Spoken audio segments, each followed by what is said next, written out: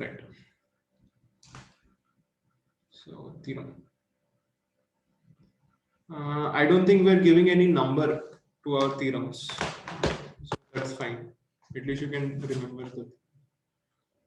So you can put the date at least, right? Or maybe you can put a heading. Theorems related to inequalities. Theorems related to triangle inequalities. Okay, let's see how much you're able to do. So theorem 1 states that the exterior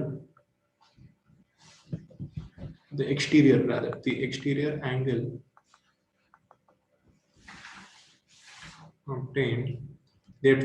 obtained on extending or producing, whatever you call it, on extending any side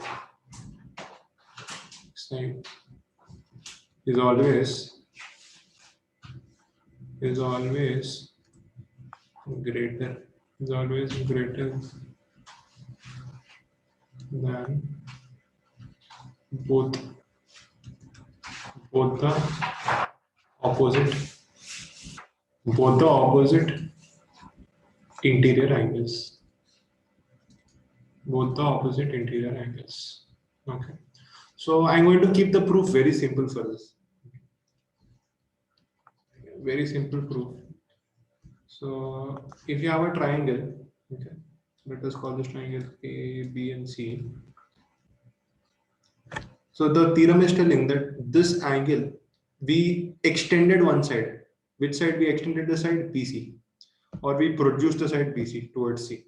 So this is telling the exterior angle you get, which is ACD. Yeah, you have to prove that angle ACD is greater than angle CAB, and it is also greater than angle ABC. Yeah, you have to prove that this angle is greater than both of these angles. So there is a very geometrical way of proving this. I thought I'll keep the proof very simple. Sir, but in lower classes we have studied that. Yeah, it is equal to the sum of both. Yeah, so that's what I wanted to. So from the knowledge of triangles, we know that the sum of these three angles.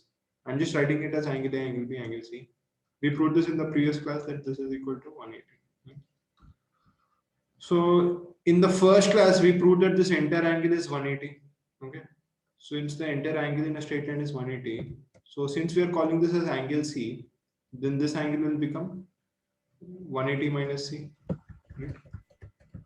So from this we can tell the 180 minus C, which is the external angle at C, will actually be the sum of the two opposite interior angles. And we know both of them are not zero, they're something positive. Angles are always something positive. So obviously this is greater than A, and obviously this is greater than A. Hence proof. Okay, let's keep it that simple. Okay.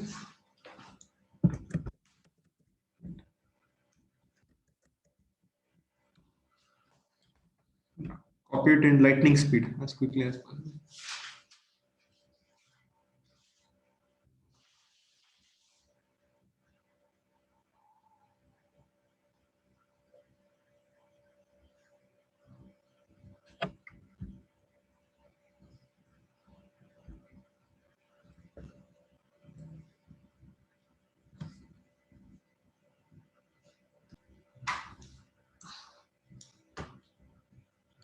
Okay. So I'm stating some corollaries. However, I'm not going into the proofs of the corollaries. Important corollaries. What are the corollaries we can tell from here? Corollary 1 would be, from this theorem we can tell any two angles of a triangle or sum of any two angles of a triangle will be less than 180 degrees. Okay. The sum of any two angles of a triangle. Since the exterior angle is equal to sum of opposite two sides, that can never take the value of 180, right? If this is 180, then this will reduce to 0, which is not possible. Therefore, this always has to be something lesser than 0. Because this is always positive, this has to be something lesser than 180. Okay? The second corollary is every triangle every triangle must have at least two acute angles. Every triangle must have at least two acute angles. Okay, so why do we say that? Yeah. So if you don't have two acute angles, what are the different cases you can have? You can have one right angle, but if one of the angles is a right angle, let us say you have angle A plus angle B plus angle C equal to 180 degrees. So there are different cases. What are the different cases? First case, you can have two obtuse plus one acute. Second case, you can have two right angle plus one acute. I'm writing all the cases where you have only one acute. Okay. Or you can have one right angle, one obtuse So angle. the second one, the two right angles. So how? Not how. I'm writing the cases where you don't have two acute angles. Okay. And let us check if it is possible or not. Okay. So in fact, it's not just second, even first case. Is this possible? Can Yes, a sir. triangle have two obtuse angles and one No, acute sir. angle? No, sir, it's not Sir, possible. if it has two obtuse angles, sir, then its sum Second, will be obviously more than 180. Yeah. So this itself will be greater than 180. So then what to speak of further adding them? So this case is not possible, right? Two right angles plus Sir, an acute angle. Similarly, here you get sir, 180 on adding two right yes, angles. equal This to is not 180. possible. Now similarly here, one right angle plus one obtuse angle. This Sir, combination will give you this will something. also exceed 180 degree. Yeah, this will also exceed 180. So this is also not possible. So you cannot frame a case where there is only one acute angle. That is the entire point. Okay. So this is a So there are two acute angles in all the triangles, sir. The third angle is can be right, obtuse, or acute. Okay. Right. So this is the second corollary. Then the third corollary. Third corollary would be only one perpendicular can be drawn to a straight line from any given point outside. Only one perpendicular can be drawn on a straight line. Can be drawn on a straight line from an external point. From an external point. Okay. What does this mean? That means if you have a straight line, let us say A and B. So take some point external C. How many perpendiculars? Okay. How many perpendiculars can you drop on this? So let us assume that we can drop two perpendiculars. Okay. Let us assume we can drop two perpendiculars. But dropping a perpendicular means this is also 90, this is also 90. But is it possible to have such a structure, triangle where two angles are 90 degrees? No, we just saw that this is never possible. So therefore, from a particular point outside the line, you can only draw one perpendicular on a straight line. Okay? So actually all of these corollaries will be using in higher classes also. So they're easy, but I hope everyone just assimilates them. So write them down nicely. And I hope you just understand. Since they're a little easy, I did not go into the proof of each and every one of them. Okay, right? So let's move on. Next theorem. Okay, so next theorem in inequalities. Next theorem states that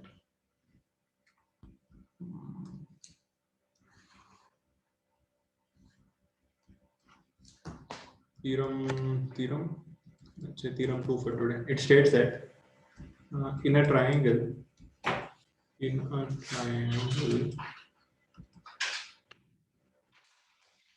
the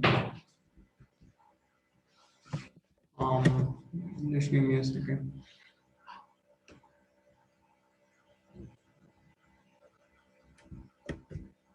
Okay, in a triangle, the angle opposite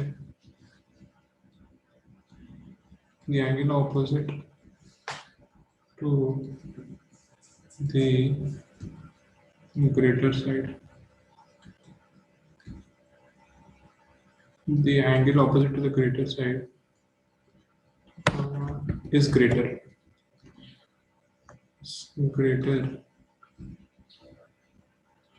than the angle opposite to the smaller side. Okay. So what is this theorem telling? This theorem is telling, let us say you have a triangle ABC. I'm extending, purposefully I'm extending one side, make it look a little bigger. Okay. So in this triangle ABC, it is given that AC is, let us say it is given it is greater than AB. Okay. Now what do we have to prove? We have to prove what is required to be proved. It is required to prove that this angle is greater than this angle. So you have to put an angle ABC is greater than angle ACB. This has to be proved. This is given, and this has to be proved. Okay. So how do we prove it? Proof. So we are going to make a small construction. Let us draw a point D on the line AC. Okay. How will we draw it? We'll draw it in such a way that AB is equal to AD. You guys understand? Choose some point D over here. Okay. So this is a construction we're doing. First step is a construction. So let D take a point D on the side AC such that AB equal to AD. Okay. Okay. So if AB equal to AD, then triangle ABD becomes a, what does it become?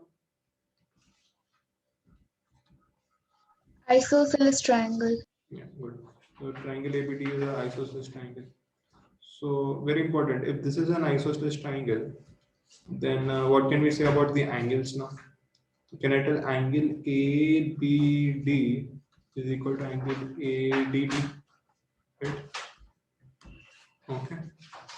But these two are the acute angles. yes, they're acute. That is fine. They're the angles corresponding to the equal sides in an isosceles triangle. We proved this now already. So these angles will Yes, be equal. Last class we proved. So since it's an isosceles triangle, the corresponding the opposite angles to the opposite sides will be equal.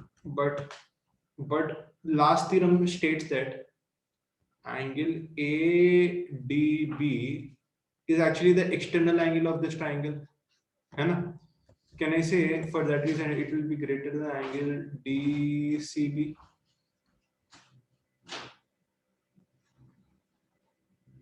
Okay. This angle will be greater than this angle because it's an external angle. Okay. But angle ADB is nothing but ABD. It's the same thing. Hope you guys are understanding. This angle, these two angles are equal. Yeah, this angle and this. Now we're telling this angle, it is greater than which angle? This angle. Over here. Why? Because of the last theorem. Last theorem we proved na, that the external angle is greater than the internal opposite angle.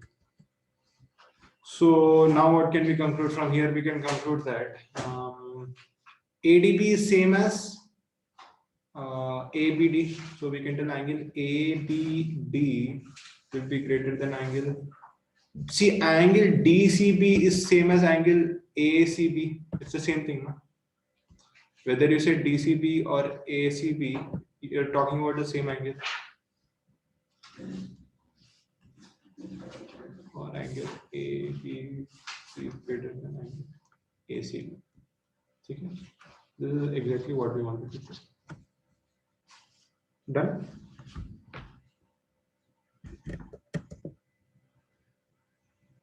Anyone has any doubt?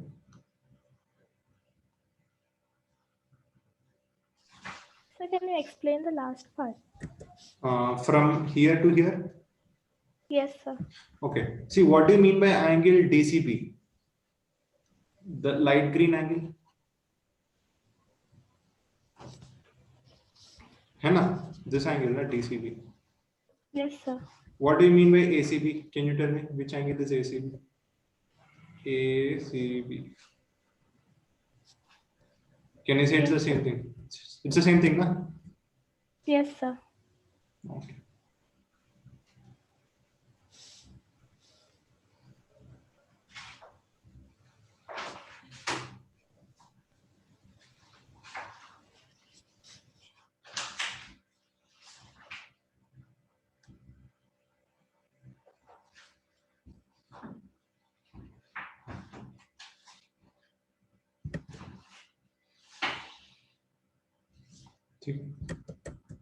Okay.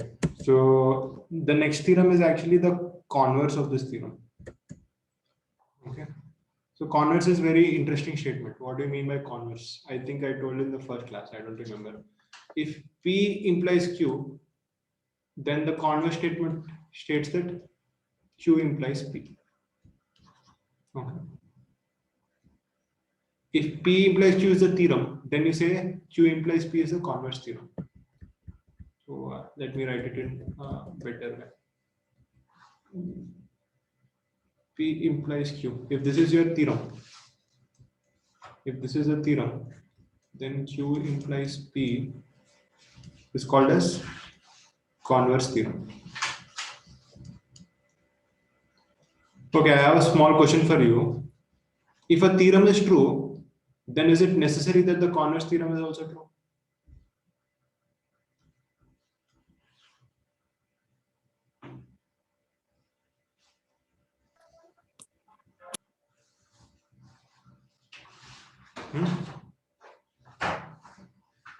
Sir, I think not always. Yeah, let us look at some examples.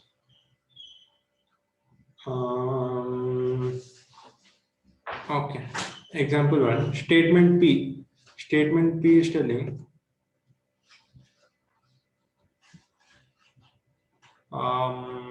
let's take a simple example.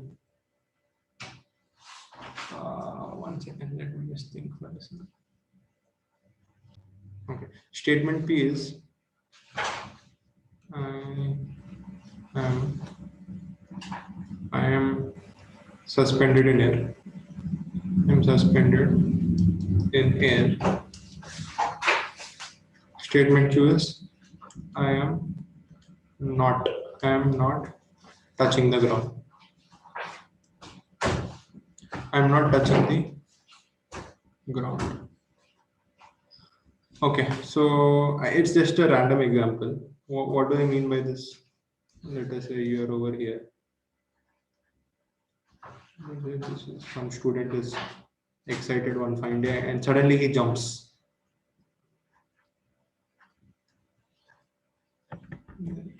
He jumps because his feet are like this. Okay, maybe the exams are finished. So at this particular moment, I am suspended in air. Is he suspended in air? This guy, the excited guy. Can we say he's suspended in air? Yes, sir. Because Yes, sir. you see, if you observe carefully, he's in air. And second statement is I am not touching the ground. Is it true he's not touching the ground? Yes, sir. Okay, he's not touching the ground. So P implies Q also means Q implies P. If someone tells P, then you can tell Q is true. If someone tells Q is true, then you can tell P is also true. So this is an example where a theorem and its converse are true.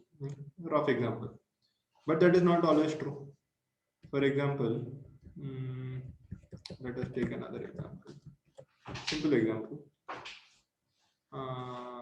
Yeah. I'm in KGP.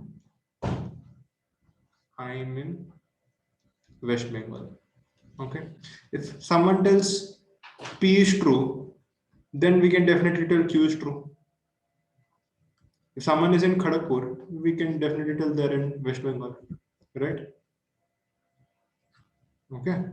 But if someone tells I'm in West Bengal, does it necessarily mean they're in Kharagpur? No, sir. No, sir. So this is not necessary. Okay. So this is a simple example to illustrate that if a theorem is true, it is not always true that the converse is also true. It is not necessary that the converse has to be true. It might be true, it might not be true. Okay. How many of you understood? Sir, understood. Yes, sir. So can you give some examples? This is the example. Na? KGP No, sir, West. in mathematics. Oh, yeah. We'll come to the mathematics part right now. So, example, this question. So, this question, the theorem is telling if if one of the side is greater than the other side, then the theorem is telling the corresponding angle will also be greater than the other angle. Now, let us check out the converse theorem. What will the converse theorem be? The converse theorem states that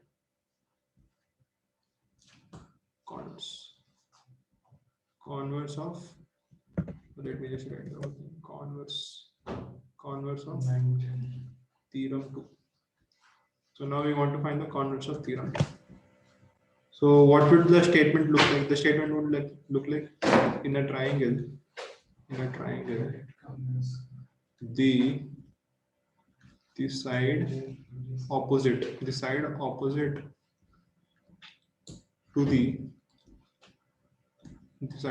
the greater, sorry, the side opposite to the greater angle will be greater than the side opposite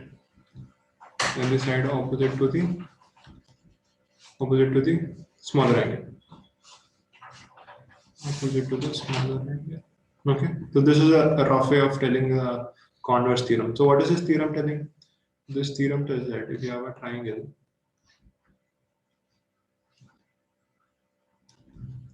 and in that triangle, let us say one of the angles is much bigger.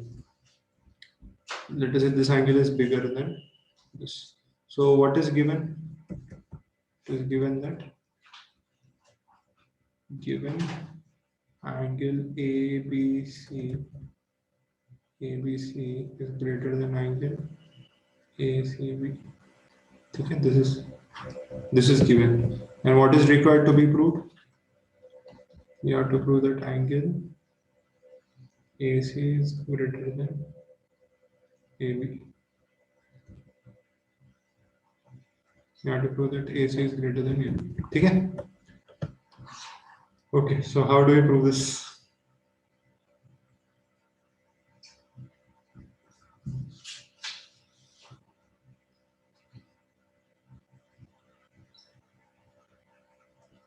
Anyone, any idea? Just a minute.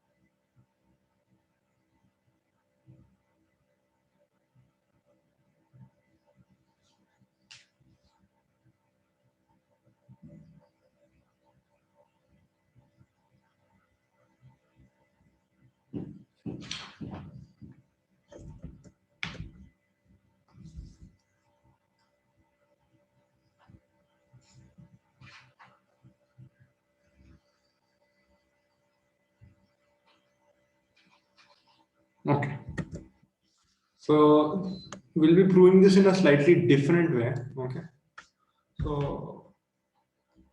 So you can learn from the different ways and approaches we are using.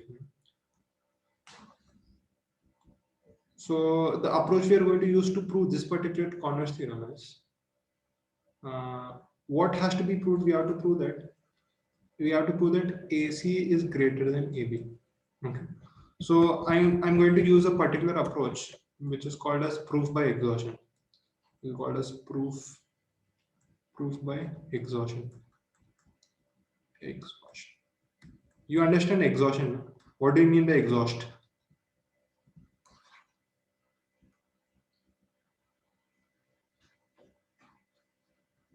What do you mean by exhaust? No one heard this word, exhaust. People get exhausted sometimes. Yes, sir. Tired, yeah. So here, when we say exhaust, we mean we are going to exhaust all the false statements, and we are not going to touch what has to be proved. Without touching this, we are going to prove everything else is false. Okay. If you prove everything else is false, then whatever remaining, that has to be the truth. You guys understand the logic? It's like elimination. Huh? Sometimes you guys must be doing an exam A, B, C, D. You have to choose one option. Then sometimes students do this. No? This is not the answer. Ye nahi hoga. Etna. Not this. Oh, sorry. It has to be one of them. So if it is not A, B, C, then without knowing what D means, you know that this is true. So this is this type of proof is called proof by exhaustion. So how will we implement this here? You see, we have to prove that AC greater than AB. Then let us take two cases. Case one, let AC equal to AB. Okay. So AC equal to AB. What do you mean by AC equal to AB? This is an isosceles triangle. But if it is isosceles triangle, what do we know?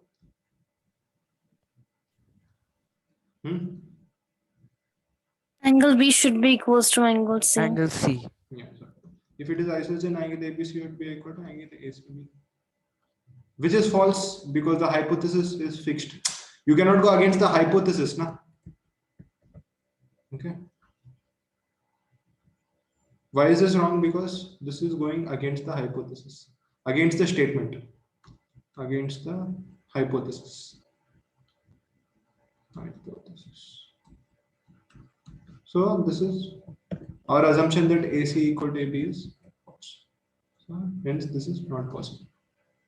What is the other possibility?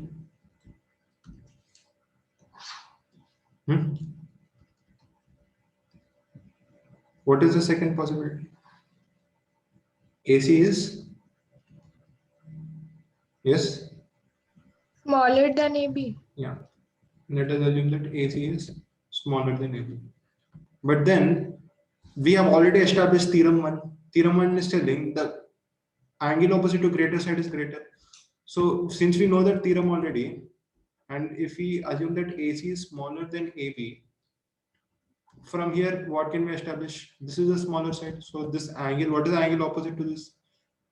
Angle ABC should be smaller than angle ACB. You guys agree? From Yes, sir. this is from theorem 1. Theorem 1 means last theorem, which is also against the hypothesis. This is also contradicting the hypothesis. This also contradicts the statement. Contradicts the statement. Okay. So it means the same thing. Okay? I'm just using different language to give you exposure. Whether I say against the hypothesis or whether I say contradicts the statement, it means the same thing. Okay. So I am writing in a different way so that you just understand the different ways of writing this. So since it contradicts the statements, so this also ends up to be false.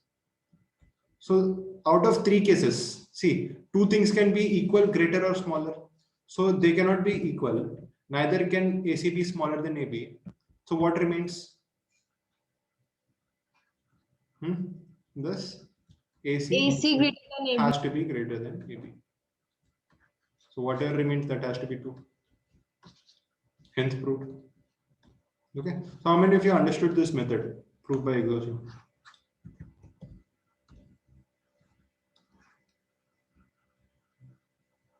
Okay. How many of have any doubt? Anyone has any doubt in this?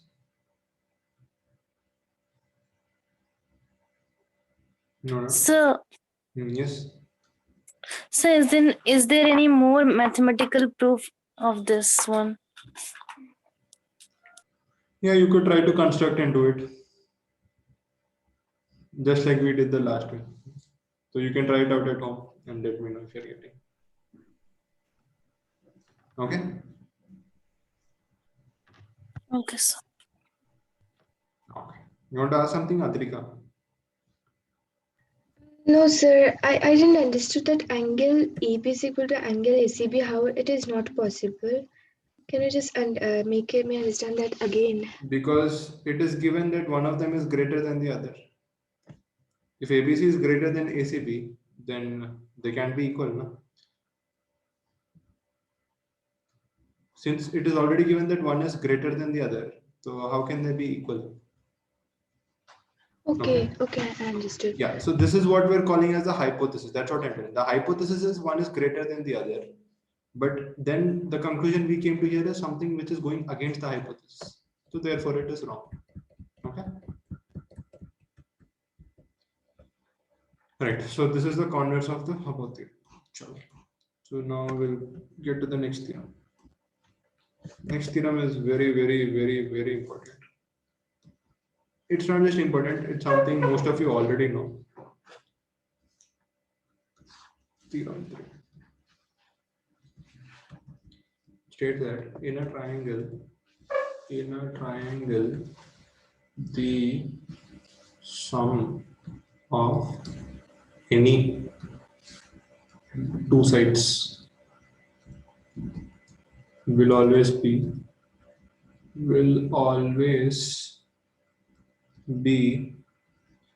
greater than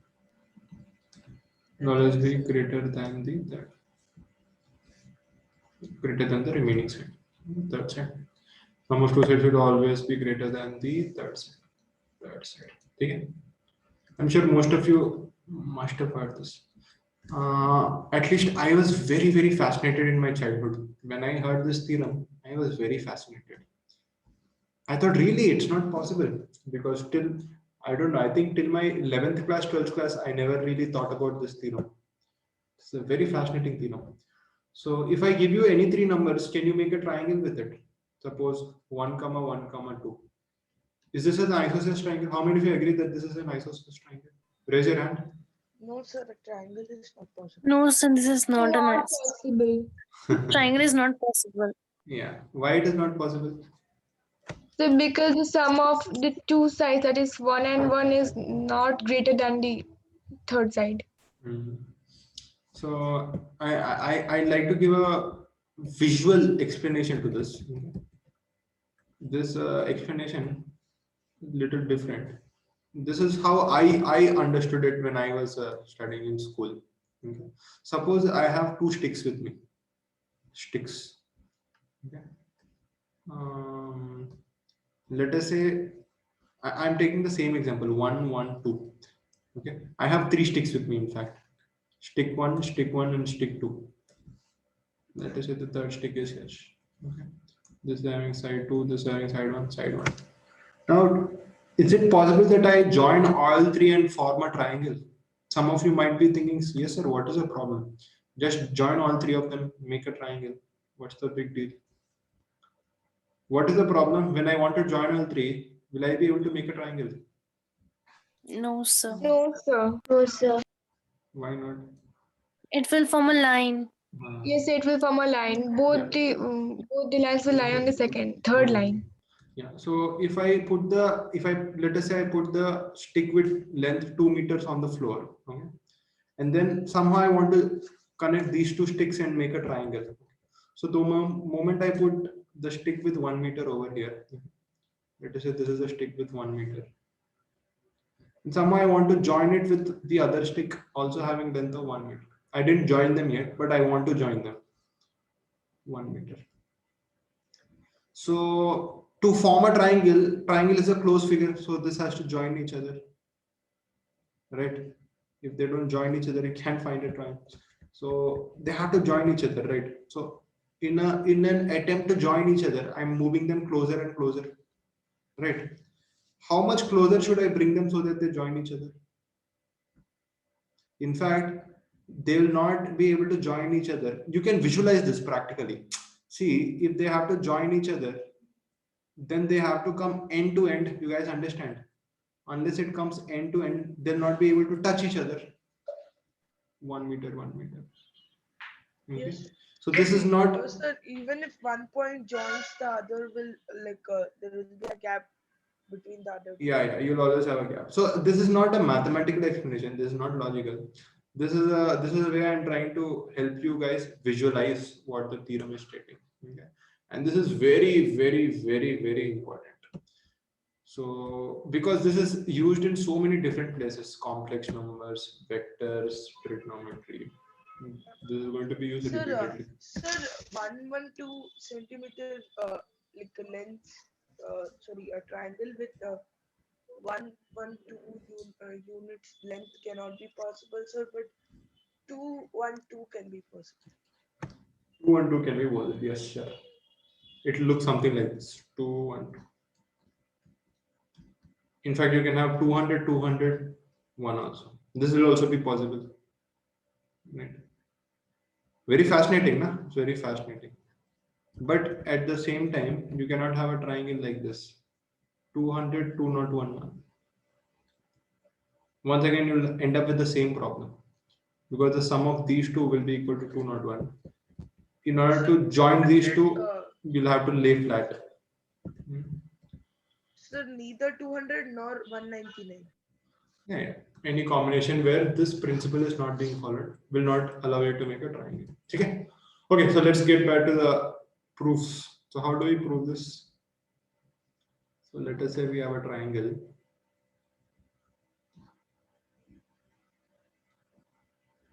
So there's a small construction I'm making. Okay. So I'm calling this A, B, C. Okay. Now I'm extending this to a point D such that this is an isosceles triangle, right?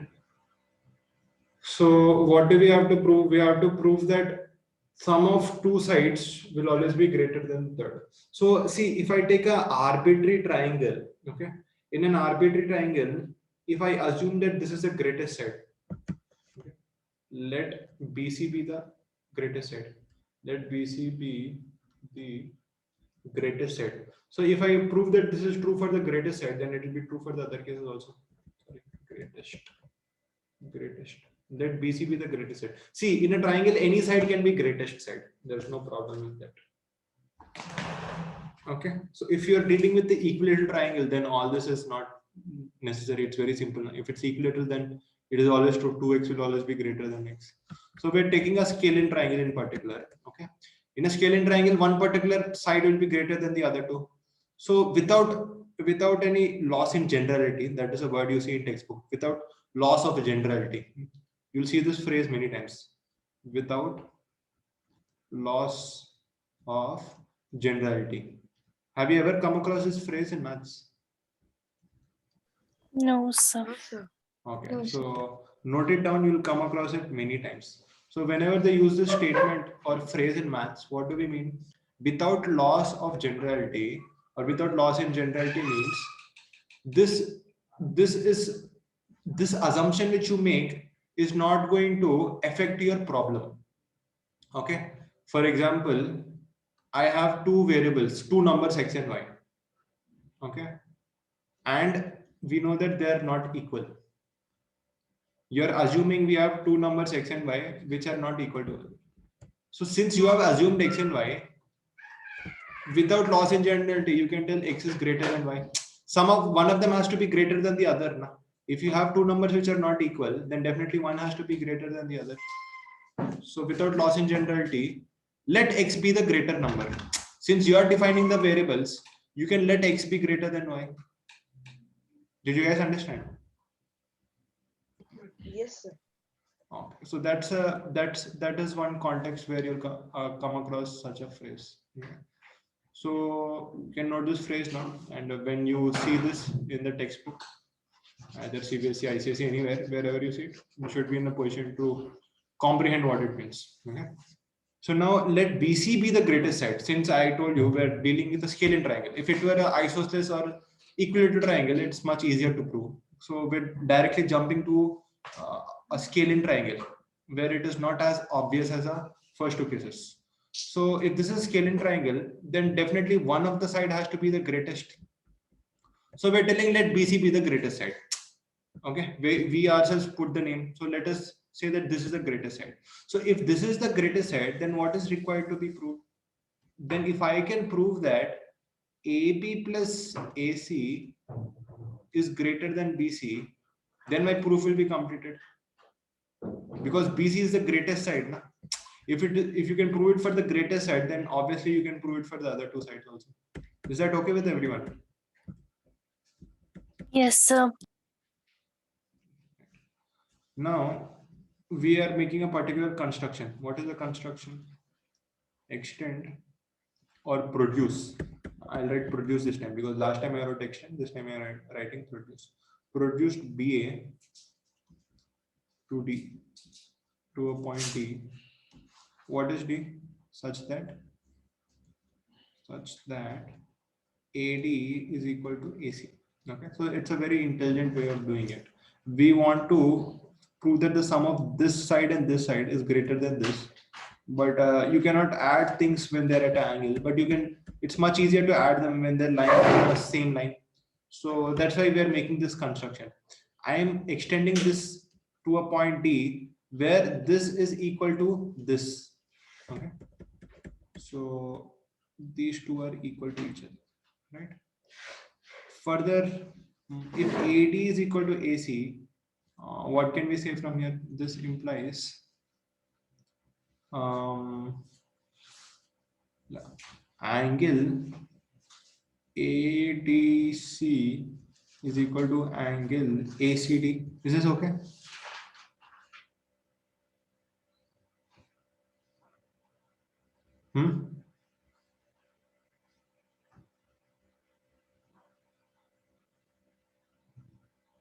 Not okay. ADC No, equal sir. to AC. Okay. Why are they equal? Because it's an isosceles triangle. So if angle ADC is equal to angle ACD, we want to prove that BC is greater. Okay, so what are we, let's see. I think some of you might be understanding what we're trying to do. We want to prove that this is greater than the sum of two. So that means basically, what is the sum of both of this? In this triangle, it is BD. So indirectly, we're trying to prove that BD is greater than BC. You guys understood what we're trying to do? So in this triangle, if I want to prove that BD is greater than BC, it is sufficient to prove that this angle is greater than this angle. Yes, sir. I hope you guys understood the logic. Now you see, since ADC is greater than ACD, then definitely I can say that angle ADC is smaller than angle ACD plus angle ACB, because you're adding something further. So this will be lesser than that, right? Yes, sir. So angle ADC will be, so if you add ACD, sorry, ADC, yeah, ACD with ACB, what will you get? TCP. Okay, so now actually we're dealing with the big triangle, this big triangle here. In this big triangle, what have we proved? We have proved that angle ADC, this angle is smaller than DCP, this angle. So if this angle is smaller, ADC is smaller, that means the corresponding side BC has to be smaller than this entire side. Did you guys understand?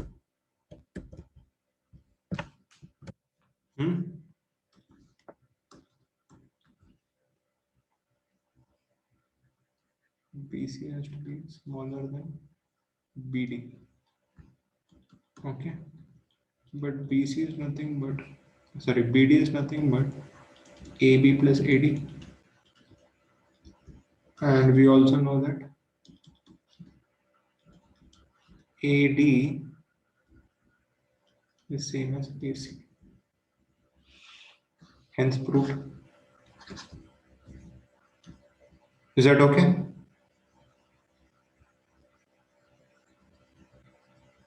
Yes, sir. Okay. Okay. So then the next theorem, final theorem for today. I think this is theorem 4. Is it theorem? Yeah, theorem 4. So theorem 4 is stating that from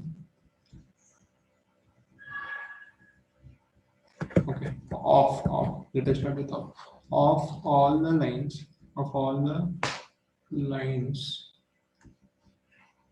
drawn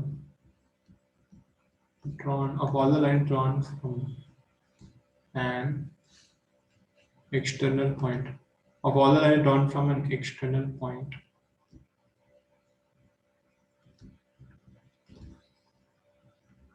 onto a straight line. Is this the correct word to use? Is it onto or onto? I'm not sure actually.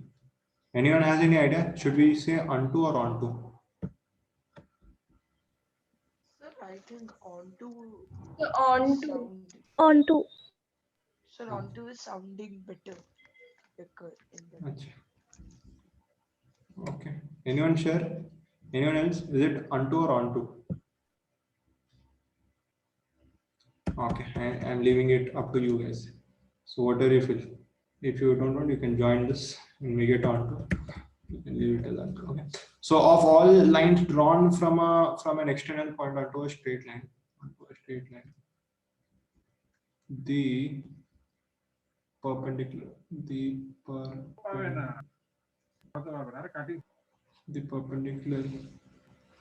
is the perpendicular is the shortest. The perpendicular is the shortest. Okay. So you have a straight line and you have a external point P, A, B. So how many straight lines can you draw from the point on this? Yes, Sir, infinite. exactly, precisely, perfect. There's no end to how many straight lines you can draw, right? Because what's the reason? How do you get a straight line? You get a straight line by joining 2 points, right? So you take one point will be P definitely, and then you have to choose one more point from AB. How many points do you have on AB? Infinite points. So for each point you choose on AB, you get a new straight line, right? So now this theorem is telling something interesting though. What is this guy claiming here? This theorem is claiming that you draw as many lines as you want, my friend, but there will be one line, that one line, which is going to be the shortest distance from P to the straight line, is actually the perpendicular.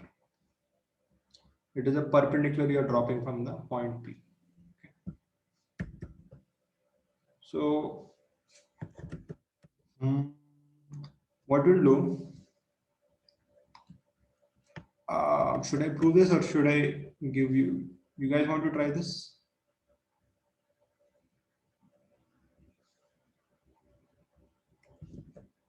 Okay, no one wants to try. Fine. So consider any of the random sides. Sir, can I tell?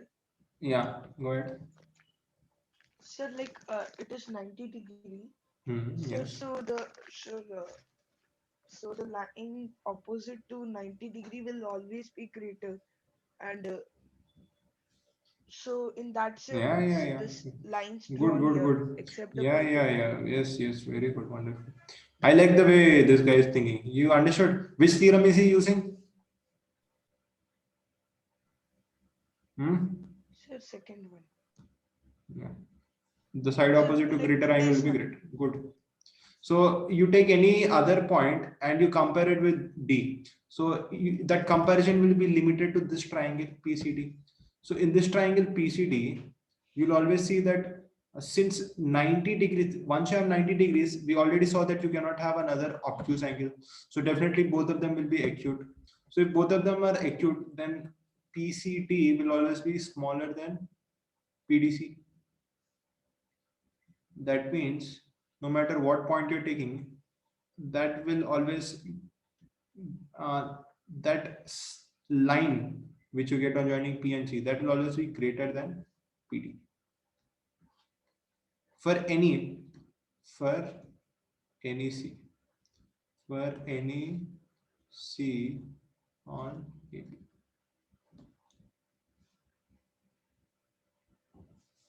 Okay. Proof. So let me write the corollaries. What are the corollaries? The corollaries are very interesting. Corollary 1. This is not a spelling of extra R. Yeah, corollary 1. First corollary states that wait a second.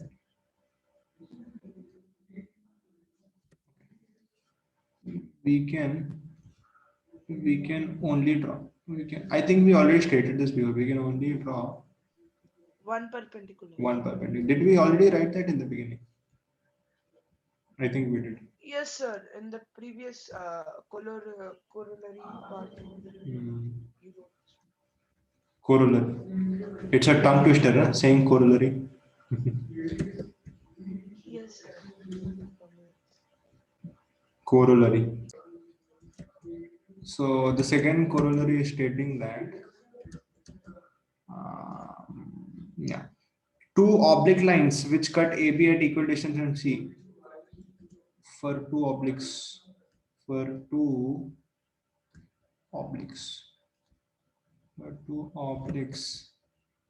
let us say, what is the point we're taking here? PC. Okay, let us call them PE and PF. Okay, for two obliques we are dropping from this point P. Let us call them PE and PF. What can we state? We can say that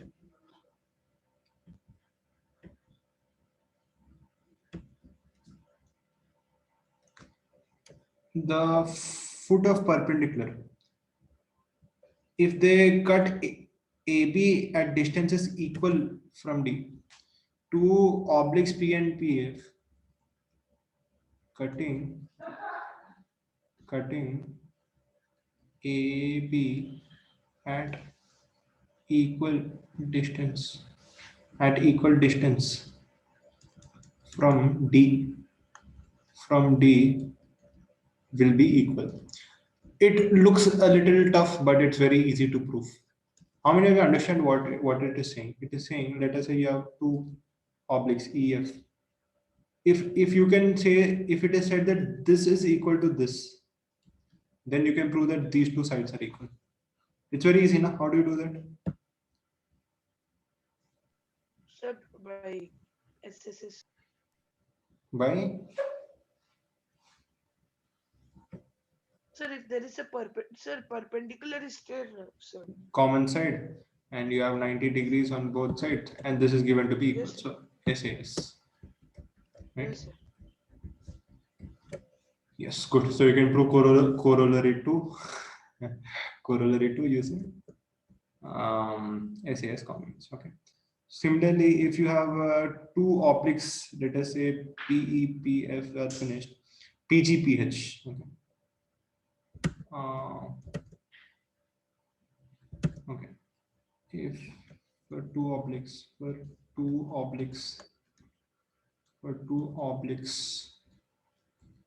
PG, PF and PH. For two obliques PG, PF, cutting AB such that in such a way that GD, let us say GD is greater than HD. Then if GD is greater, then what can you prove? We can prove that PG is greater than PH. Let me write it here. PG is greater than PH. Okay. Right. So how can you prove this? Filling, if you have two objects P, G, H, if this is greater than this, if this part is greater than this part, then you have to prove that this is greater than this. How do we say that?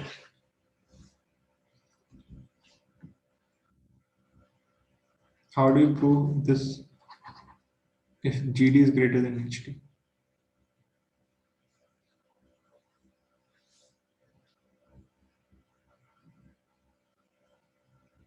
Sir, GD is greater than HD.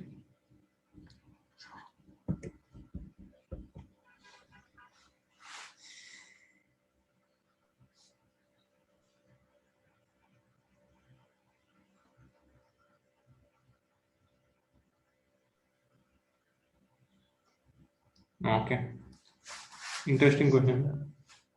Sir, then angle GPD should be greater than angle DPH.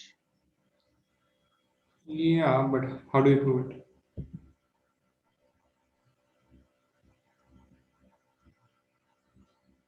No, actually, you cannot use that principle in two different triangles. You're trying to use that theorem now where two angles is greater, but that you should apply in the same triangle. You cannot do it for two different triangles. Okay, fine. These are two different Okay, triangles. sir. Huh? You can't use that principle. Yes, sir. Yes, sir. Sir, Good, good, uh, good. So Pythagoras theorem states that PD square plus GD square is equal to PG square, PG square, sir. So and then P.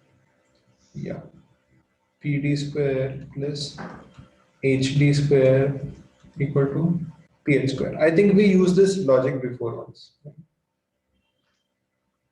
So if you Sir, separate since both, yeah. So if you can separate both the equations, since GD square is given to be greater than HD square. Oh, if GD is greater than HD, then can we square on both sides? Is that allowed or not? yes, sir. Sir, and when we and sir, yes, sir. I was about to tell that, sir. When is it allowed? Sir, When is it allowed to square in inequality? Sir, when we know that both the sides are positive. Yeah, good. Only when we know both the quantities are positive. Okay. Since these are sides, they will definitely be positive. Right. So if Yes, sir. GD is greater Length than is HD, positive. yeah, if GD is greater than HD, then GD square is also greater than HD square. So here we get GD square Sir, minus then we HD can square. add PD square because they are equal. No, you don't have. You see, minus PH square. So this is positive.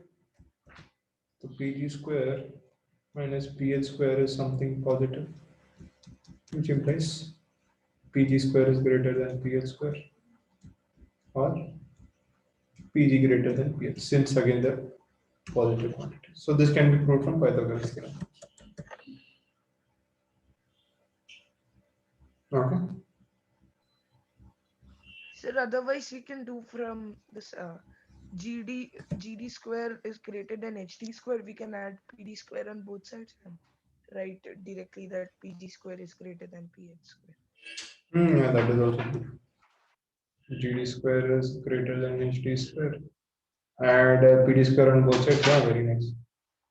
So therefore, PG square is greater than PH square. Good. Okay. So that ends today's discussion here. Okay. So thank you very much. We'll meet again next week. Thank you, sir. And please do the